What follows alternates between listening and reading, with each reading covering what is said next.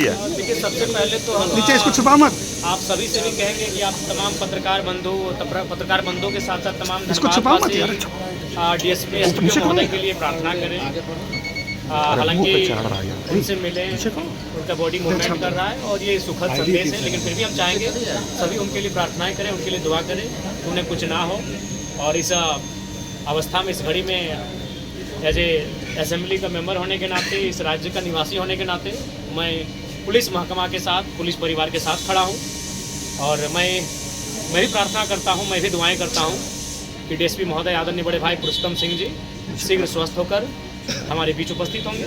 बागबारा में जो घटना घटी उसके बारे में क्या कहेंगे? देखिए, इसकी हम भर्त्सना करते हैं और बिल्कुल ये बहुत ही निंदा असंवैधानिक है कि आज कोयला चोरों का, कोयला माफियाओं का मनोबल इतना बड़ा है तो प्रशासन को भी तुच्छ समझ रहे हैं। और आज प्रशासन के पास भी, पुलिस के पास भी एक अच्छा मौका है बागमारा से माफियाओं के गुंडों को खदेड़ने का और बागमारा को एक शांत बागमारा बनाने का एक अच्छा अवसर है। बीसीसीएल के कई ऐसे इलाके हैं जहां आउटसोर्सिंग चल रही है, वहां रैयतों के साथ जो है काफी बिल्कुल ये बहुत ही असंवैधानिक विषय है कि रैयत जब अपना हक मांगने के लिए जाते हैं तो कुछ गुंडे, जिनको शायद इनडायरेक्ट रूप से कंपनी के लोग ही हायर करते हैं, उनके माध्यम से लहूलुहान किया जाता है उस सरजमी को। और आज उस लहूलुहान की कीमत एक काबिल, एक जाबाज अफसर को घायल होकर चुकानी पड़ रही है। ये बहुत ही दुर्भाग्य का विषय है।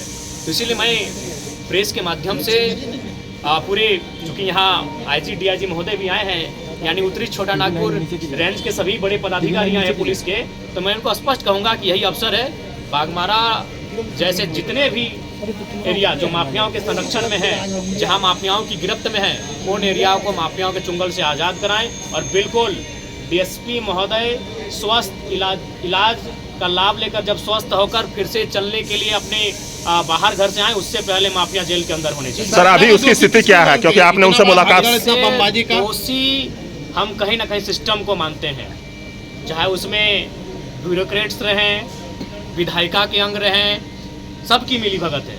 हो सके बिल्कुल जो सिस्टम में, जो भारत का लोकतांत्रिक सिस्टम है, उस सिस्टम को हम दोषी मानते हैं। उस सिस्टम में इतनी ताकत नहीं है कि माफियाओं का मुकाबला कर सके। आज माफियाओं का मनोबल इतना बढ़ गया है, कोई एसडीपीओ को पत्थर से मार रहे हैं। ये बहुत ही दुर्भाग्य का विषय है, ये निंदनीय विषय है। सत्ता पक्ष का आदमी लग रहा वो। देखिए, ये तो आप भी जानते हैं पत्रकार बंधु, आपसे कोई चीज़ छुपी नहीं है।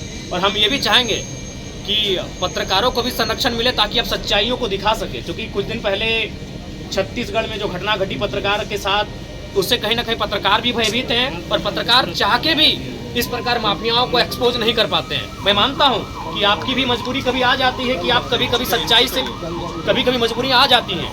इसीलिए आज जब पुलिस के साथ हमला हो रहा है तो पत्रकार भी कभी असहज महसूस करते हैं। और हाल फिलहाल छत्तीसगढ़ में घटना, बहुत ही दुर्दांत घटना हमारे सामने आई है। पत्रकारों के लिए सदन में क्या कुछ बिल्कुल इस बार जो सदन हम जाएंगे तो पत्रकार, वकील, तमाम उनका भी प्रोटेक्शन एक्ट का हम जिक्र करेंगे, उसे सदन में उठाएंगे।